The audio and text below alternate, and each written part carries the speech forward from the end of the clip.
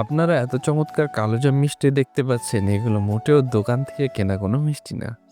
এগুলো ঘরে তৈরি কালোজাম মিষ্টি। আরও জানলে অবাক হবেন, এই মিষ্টিগুলো কোনো প্রকারের ময়দা ছাড়াই তৈরি করা হয়েছে। ময়দা ছাড়া কিভাবে এত চমৎকার মিষ্টি তৈরি করলাম জানতে হলে ভিডিওটির শেষ পর্যন্ত দেখতে হবে। হ্যালো খাদ্যপ্রেমিকরা, ওয়েলকাম টু চাঁদের হাঁড়ি। আমি আজকে আপনাদেরকে দেখাবো খুব সহজ উপকরণে কিভাবে ঘরে বসেই এরকম মজাদার সুস্বাদু কালোজাম মিষ্টি তৈরি করতে পারবেন। আমি মিষ্টি তৈরি করব ঘরে থাকা মুড়ি দিয়ে। অনেক সময় আমাদের মুড়ি চিমড়ে হয়ে যায়, যার কারণে কেউ খেতে চায় না।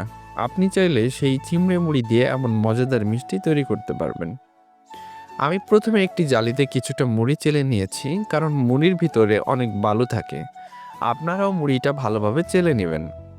চেলে নেওয়ার পরে মুড়িগুলো ব্লেন্ডার করে নিয়েছি। আপনারা চাইলে এই কাজটি পাটায় বেটেও করতে পারবেন। এবার আমি একটি কড়াইতে দিয়ে দিচ্ছি 1 কাপ পরিমাণ দুধ। দুধের মধ্যে দিয়ে দিচ্ছি 1 চা চামচ পরিমাণে চিনি। চিনি দিয়ে নাড়াচাড়া করে নিচ্ছি। এ পর্যায়ে যখন বলক চলে আসবে, তখন দুধের মধ্যে দিয়ে দিচ্ছি মুড়ির পাউডার। মনে রাখবেন, একবারে সব দেওয়া যাবে না, ধীরে ধীরে নাড়তে হবে এবং মুড়ির পাউডার দিতে হবে।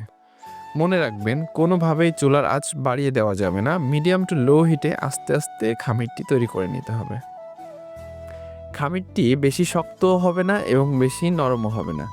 দেখুন আমি কিভাবে উল্টিয়ে পাল্টিয়ে খামিরটি করে নিচ্ছি। এখন খামিরটি কড়াই থেকে একটি পাত্রে নামিয়ে একটু ঠান্ডা হওয়ার জন্য রেখে দিলাম। এই ফাঁকে আমি মিষ্টির শিরা তৈরির জন্য একটি কড়াইতে নিয়ে নিচ্ছি 2 কাপ পরিমাণের চিনি এবং 2 কাপ পরিমাণের পানি, এবং সাথে দিয়ে দিচ্ছি 3টা এলাচ। চুলার আঁচ মিডিয়ামে রেখে নাড়াচাড়া করে চিনির শিরা বানিয়ে নিলাম। আপনারা চাইলে এলাচি স্কিপ করতে পারেন। আমার কাছে এলাচের ঘ্রাণ ভালোই লাগে, এই জন্য আমি এলাচি দিয়েছি। এবার বেশ কিছুক্ষণ জ্বালিয়ে নেব, তবে চিনির শিরাটি বেশি ঘন করা যাবে না। এবার আমার চিনির শিরা তৈরি হয়ে গেছে। এবার একটি ঢাকনা দিয়ে ঢেকে রাখবো। এবার চলুন, যে খামিরটি রেখেছিলাম সেটা হালকা ঠান্ডা হয়েছে।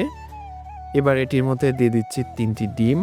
ডিম যদি আপনারা ফ্রিজে রেখে থাকেন, তাহলে অবশ্যই রান্না করার আধা ঘন্টা পূর্বেই ফ্রিজ থেকে বের করে রাখবেন।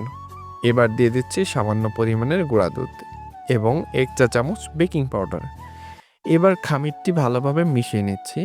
মনে রাখবেন, খামিরটি গরম গরম আপনাকে সুন্দর করে মধে নিতে হবে। যখন খামিরটি এরকম আঠালো একটা ভাব আসবে, তখন দিয়ে দিচ্ছি 1 চা চামচ ঘি। আপনারা চাইলে ঘি স্কিপ করতে পারেন, যার পরিবর্তে আপনারা 1 চা চামচ সয়াবিন তেল ব্যবহার করতে পারেন। এবার এগুলো খুব সুন্দর করে মেখে নিচ্ছি। দেখুন আমি কিভাবে মেখে নিচ্ছি। মনে রাখবেন, যত বেশি সুন্দর করে মেখে নেবেন মিষ্টি তত সুন্দর হবে।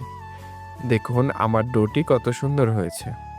এবার হাতে সামান্য তেল মাখিয়ে সুন্দর করে নিজের পছন্দ অনুযায়ী মিষ্টির শেপ বানিয়ে নিব। আপনারা চাইলে হাতে তেলের পরিবর্তে ঘিও মাখতে পারেন।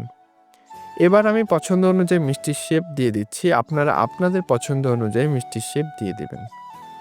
আমার সবগুলো মিষ্টি বানানো রেডি। দেখুন কত সুন্দর মিষ্টিগুলো হয়েছে। এবার এগুলোকে ভেজে নেওয়ার পালা। এবার একটি প্যানে দিয়ে দিচ্ছি তেল। তেলটা বেশি গরম করা যাবে না, তাতে পুড়ে যাবে এবং ভিতরে কাঁচা থাকবে। একদম হালকা গরম তেলে মিষ্টিগুলো ছাড়তে হবে। দেখুন আমি মিষ্টিগুলো ছাড়ার পরে মিষ্টিগুলো কেমন করে ভাজা হচ্ছে। মিষ্টিগুলো সুন্দর করে ঘুরিয়ে ঘুরিয়ে ভেজে নিতে হবে। আমার একটু কালো কালো মিষ্টি পছন্দ, এজন্য একটু কড়া করেই ভেজে নিচ্ছি। আপনারা চাইলে একটু কম ভেজে নিতে পারেন। এবার আগে থেকে তৈরি করে রাখা সেই চিনির শিরার মধ্যে আমি এই মিষ্টিগুলো তুলে গরম গরম ছেড়ে দিচ্ছি এবং শিরাটি হালকা আঁচে বলক তুলে নিচ্ছি, যাতে মিষ্টির ভিতরে খুব সুন্দরভাবে শিরাটি ঢুকে যায়। 2 থেকে 3 মিনিটের বেশি জাল করা যাবে না, এতে মিষ্টি ফেটে যাবে। এবার একটি ঢাকনা দিয়ে 1 ঘন্টার জন্য ঢেকে রেখে দিব।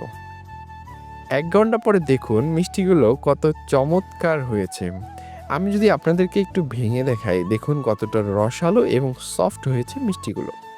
এবার মিষ্টিগুলো পরিবারের সাথে পরিবেশন করুন। আপনারা চাইলে এগুলো ফ্রিজে রেখে বেশ কিছুদিন সংরক্ষণ করতে পারেন। আমার ভিডিওটি যদি আপনাদের কাছে ভালো লেগে থাকে, আমার চ্যানেলটি অবশ্যই সাবস্ক্রাইব করে বেল বাটন অন করে দিয়ে যাবেন। ধন্যবাদ।